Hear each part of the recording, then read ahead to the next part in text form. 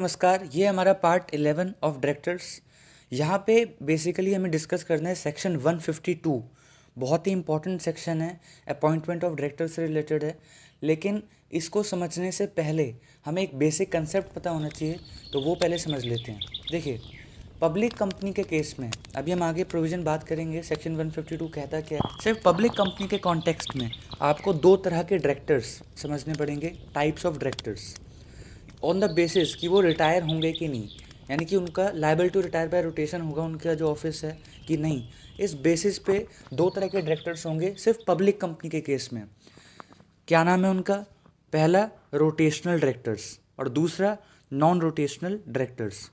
Rotational directors जो हैं, मतलब बेसिकली ये कहा गया है कि पब्लिक कंपनी में जितने भी टोटल डायरेक्टर्स होंगे उनमें से कुछ, मतलब कुछ जो हैं होंगे ही होंगे क्या, रोटेशनल डायरेक्टर्स, और बाकी जो है बेसिकली आप रख सकते हैं कौन, नॉन रोटेशनल डायरेक्टर्स। अब कितने चाहिए रोटेशनल कम से कम, और फिर बाकी कितने रह सकते हैं नॉन रोटेशनल, ये हम बात करेंगे जब हम सेक्शन 152 सब सेक्शन 6 पढ़ेंगे। खैर, तो रोटेशनल डायरेक्टर्स बेसिकली होते क्या हैं? रोटेशनल डायरेक्टर्स वो होते हैं जिनका ऑफिस जो है बेसिकली एजीएम पे उनको रिटायर होना पड़ेगा टाइम टू टाइम। कुल मिला के ऐसा होता है कि जितने भी रोटेशनल डायरेक्टर्स होंगे उनमें से 1/3 जो है रिटायर होंगे अगली एजीएम पे, फिर बाकी 1/3 उसकी अगली एजीएम पे, और बाकी 1/3 जितने बच गए वो अब से तीसरी एजीएम पे। ठीक है, तो बेसिकली रोटेशनल डायरेक्टर्स का ऑफिस जो है इस तरह से जो है रिटायरमेंट जो है उनकी होती रहती है। तो रोटेशनल डायरेक्टर्स को जो है इस तरह से रिटायर होना पड़ता ही पड़ता है। और ये जो पूरा कॉन्सेप्ट है ये सिर्फ पब्लिक कंपनी के केस में है। आप बात समझिएगा कि इस तरह का कंसेप्ट पब्लिक कंपनी के केस में क्यों लाया गया, कि कुछ डायरेक्टर्स रोटेशनल होंगे और जिनको जो है हर एजीएम पे रिटायरमेंट जो है करनी है। हर एजीएम पे यानी कि 1/3 उनमें से जो है एजीएम पे रिटायर होंगे, फिर बाकी 1/3 उसकी अगली, इस तरह से मतलब जो है उनको रिटायर होना ही होना पड़ेगा। वो अलग बात है कि वो अगर रीअपॉइंट हो जाए तो कोई दिक्कत नहीं हमें, लेकिन एक बार उनको वैकेंसी क्रिएट करनी पड़ेगी और फिर जो है वापस से रेजोल्यूशन पास करवा के ही वो दोबारा आ सकते हैं, रीअपॉइंट हो सकते हैं। तो इस तरह का कंसेप्ट पब्लिक कंपनी में इसलिए लाया गया क्योंकि पब्लिक कंपनी में क्या प्राइवेट कंपनी के कंपैरिजन में पब्लिक स्टेक ज़्यादा होता है और ज़्यादा शेयर होल्डर्स होते हैं, अलग अलग तरह के स्टेक होल्डर्स और भी उनसे जुड़े होते हैं, क्योंकि पब्लिक कंपनी का जर्नली साइज़ बड़ा होता है। ठीक है, तो वहाँ पे हम चाहते हैं कि जो बोर्ड है वो स्टैटिक ना रह जाए, वो फिक्स ना रह जाए, रिजिड ना रह जाए अपनी सोच में, और नए नए लोगों को भी मौका मिलना चाहिए अगर वो पब्लिक कंपनी है और पब्लिक का पैसा लगा हुआ है, पब्लिक एट लार्ज का एक तरह से, या पब्लिक एट लार्ज का नहीं भी लगाओ तो भी ऐसे लोगों का पैसा लगाओ जो स्कैटर्ड हैं इन इंडिया। तो कहीं ना कहीं वहाँ पे हमें जो है मौका देना चाहिए और लोगों को भी कि वो पब्लिक कंपनी के बोर्ड पे कहीं ना कहीं अपनी सर्विसेज दें एज अ डायरेक्टर। लेकिन वो मौका तो तब आएगा ना जब बोर्ड में वैकेंसी क्रिएट होगी। तो इसलिए पब्लिक कंपनी के केस में हमने इस तरह के प्रोविजंस बनाए हैं कि वो कुछ करें या ना करें, लेकिन उनको कुछ डायरेक्टर्स, एटलीस्ट कुछ डायरेक्टर्स, टोटल डायरेक्टर में से कौन रखने पड़ेंगे? Rotational directors. और वो रोटेशनल डायरेक्टर जो है 1/3 करते हुए एजीएम पे रिटायर होंगे। Liable to retire by rotation है वो, यानी कि वो ना भी चाहे तब भी उनको रिटायर होना ही पड़ेगा। कितने, जो भी रोटेशनल डायरेक्टर्स होंगे उसका 1/3 ऐसे करते करते एजीएम पे रिटायर होंगे। अब ध्यान से सुनिए, तो ये तो हो गई रोटेशनल डायरेक्टर्स की बात। अब समझिए कि नॉन रोटेशनल डायरेक्टर्स का नेचर क्या होगा। नॉन रोटेशनल डायरेक्टर्स का भी एक टर्म होगा। जनरली हम इनको परमानेंट डायरेक्टर्स भी बोल देते हैं, लेकिन एक्चुअली इनका परमानेंट बोलने का मतलब हमारा ये नहीं है कि ये जो है हमेशा के लिए रहेंगे उस बोर्ड पे, पब्लिक कंपनी के बोर्ड पे। बेसिकली नॉन रोटेशनल डायरेक्टर्स का जो टर्म होता है, जो कि डिसाइड होता है बोर्ड के साथ, बोर्ड डिसाइड करता है और फिर उसको अप्रूव करते हैं मेंबर्स, जो भी उसका टर्म है 6 साल, 5 साल, 3 साल, वो अपना टर्म पूरा करने के बाद ही बेसिकली रिटायर होंगे। और उसके बाद जो अगर रीअपॉइंट करवाना होगा तो होंगे, लेकिन उन पे मतलब जो है लाइबिलिटी नहीं है कि उनको जो है अपनी अपॉइंटमेंट के बाद 1/3 होते हुए जो है वो रिटायर होना ही होना पड़ेगा। तो नॉन रोटेशनल डायरेक्टर्स का नेचर इस तरह से अलग है कि वो जब भी उनका टर्म कंप्लीट हो जाएगा, जो भी उनका टेन्योर है, वो तभी रिटायर होंगे, उससे पहले नहीं, अनलेस उनको रिमूव कर दिया जाए सेक्शन 169 के हिसाब से। लेकिन अगर ये ना हो, नॉर्मल केस है, तो नॉन रोटेशनल डायरेक्टर्स अपना टर्म कंप्लीट करते हैं और बीच में रोटेट नहीं होते, रिटायर नहीं होते। ठीक है, तो ये बात हो गई हमारी नॉन रोटेशनल और रोटेशनल डायरेक्टर्स की। हम वापस आएंगे इस प्रोविज़न पे जब हम सेक्शन 152 सब सेक्शन 6 और 7 पढ़ेंगे। ठीक है, खैर, नाउ सेक्शन 152 ओवरऑल अपॉइंटमेंट से रिलेटेड, जो डायरेक्टर्स के अपॉइंटमेंट से रिलेटेड क्या बात कहते हैं, तो कुछ बेसिक प्रोविजंस हैं कि यदि आपको कुछ समझना है ना कि अपॉइंटमेंट ऑफ डायरेक्टर्स के वक्त क्या क्या हमें प्रोसीजर फॉलो करना पड़ता है, तो ये 5 पॉइंट्स हम बता रहे हैं। ये 5 पॉइंट्स तो बेसिकली ज़्यादातर जो डायरेक्टर्स के अपॉइंटमेंट के वक्त जो है हमें कंप्लाई कराने ही कराने पड़ते हैं, अनलेस एक्ट कुछ और अलाउ कर दे तो, नहीं तो बाय डिफ़ॉल्ट ये सारे वो प्रोविजंस है जो हम बता रहे हैं अभी, जो कि किसी भी डायरेक्टर के जब भी अपॉइंटमेंट होगी तो आपको ये कंप्लाई कराना पड़ेगा। ठीक है, ये कंडीशंस हैं। पहला, जो भी इंसान डायरेक्टर बनना चाहता है कंपनी में, उसके पास डिन होना चाहिए। तो ये पहली कंडीशन है। तो ये सभी के साथ जो है होनी है कि कोई भी अगर बनना चाहता है डायरेक्टर तो उसके पास डिन होना चाहिए। दूसरा, जब भी कोई इंसान मतलब जो है प्रपोज करता है कि वो अपॉइंट होना चाहता है किसी कंपनी में एज अ डायरेक्टर, तो उसको एक डिक्लेरेशन देनी है कि उसके पास डिन है और साथ में वो डिस्क्वालीफाइड नहीं है to become a director in any company.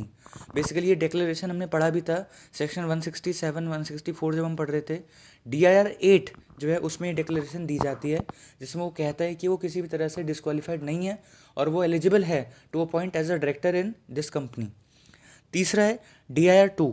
DIR 2 आपने सुना होगा। बेसिकली जो भी इंसान डायरेक्टर बनना चाहता है किसी कंपनी में, उसको DIR 2 में अपनी विलिंगनेस भी शो करनी है कि हाँ वो ज़बरदस्ती नहीं बन रहा है, उसकी वो अपनी मर्ज़ी से इस कंपनी में डायरेक्टर बनना चाहता है, वो अपना कंसेंट दे रहा है DIR 2 के थ्रू कि हाँ वो अपनी मर्ज़ी से जो है इस कंपनी में डायरेक्टर बनना चाहता है।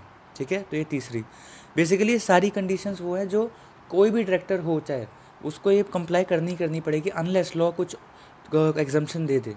ठीक है, चौथा पॉइंट है कि जब भी बेसिकली कंपनी में डायरेक्टर अपॉइंट होगा या कंपनी से डायरेक्टर जो है सीज हो जाएगा, चला जाएगा, रिटायर होगा, या फिर जो है कोई डेजिग्नेशन चेंज हो जाएगी, मतलब कुल मिला के अगर बोर्ड ऑफ डायरेक्टर्स की कॉम्पोजिशन में कोई भी चेंज आएगा, ठीक है, यानी कि कोई आया या कोई गया या फिर इवन जो है उसकी डेजिग्नेशन चेंज हो गई, तो फिर कंपनी ने एक फॉर्म फाइल करना है 30 दिन में ROC को। फॉर्म का नाम है, बहुत फेमस फॉर्म है, DIR 12।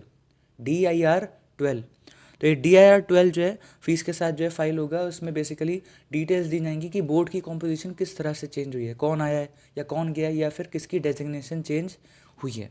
फिफ्थ जो पॉइंट है वो इम्पॉर्टेंट है कि जर्नली अगर कुछ और नहीं कह रहा है एक्ट, तो फिर जर्नली मेंबर्स OR पास करके एक डायरेक्टर को अपॉइंट करते हैं, यानी कि एक पर्सन को अपॉइंट करते हैं as a director in this company. तो अगर कुछ और कहीं कह रखा है, कहीं और कोई प्रोविज़न है कि ऐसा चाहिए, तो फिर जो है वो चलेगा, लेकिन जर्नली OR चाहिए होता है। या फिर इवन अगर कोई और सेक्शन ऐसा कह रहा है कि मेंबर्स की अप्रूवल नहीं चाहिए, सीधा बोर्ड ही उसको जो है कर सकता है क्या, अपॉइंट एज अ डायरेक्टर। जैसे सेक्शन 161 पढ़ेंगे इसके लिए हम, उसमें 4 क्लॉजेस हैं, तो वहाँ पे जो है ऐसा होगा कि पूरी तरह से पावर जो है बोर्ड के हाथ में है और वो अपने हिसाब से सीधा ही उसके अप्रूवल के बाद बंदा अपॉइंट हो जाएगा एज अ डायरेक्टर। तो वो स्पेशल केस है सेक्शन 161। लेकिन जर्नली कोई भी डायरेक्टर अगर बनना चाहता है किसी कंपनी में, कोई इंसान डायरेक्टर बनना चाहता है, तो OR पास करना ही करना पड़ेगा। ये सारी बातें लिखी हैं सेक्शन 152 की शुरुआत में। ये बेसिक कंडीशंस हैं जो कि हमें कंप्लाई करनी है जब भी कोई बंदा किसी कंपनी में डायरेक्टर बनता है। नौ एक लास्ट में एक छोटी सी बात बतानी है आपको। बात यह है कि डायरेक्टर जो है अब उसको शेयर्स लेना कंपलसरी नहीं है। जो 1956 एक्ट था, कंपनीज एक्ट, वहाँ पे सेक्शन 270 था जो कि कहता था कि हाँ डायरेक्टर्स अगर बनना है तो आपको शेयर्स भी लेने पड़ेंगे कंपनी में। लेकिन अब कहीं ना कहीं ये जो कंडीशन है ये हट गई है। अब अगर इवन डायरेक्टर एक भी शेयर नहीं उसके पास कंपनी का तो भी चलता है, वो डायरेक्टर फिर भी बने रह सकता है।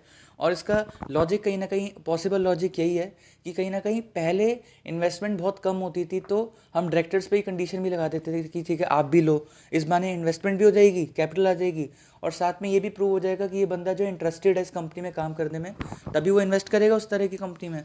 लेकिन आज जो है इस तरह की जो है दिक्कतें नहीं हैं। तो आज जो है ऑलरेडी एक अच्छा मिक्स होता है, बहुत सारे ओनर्स होते हैं, डायरेक्टर्स भी अलग अलग तरह के होते हैं, तो इसलिए आज इस चीज़ की ज़रूरत नहीं थी।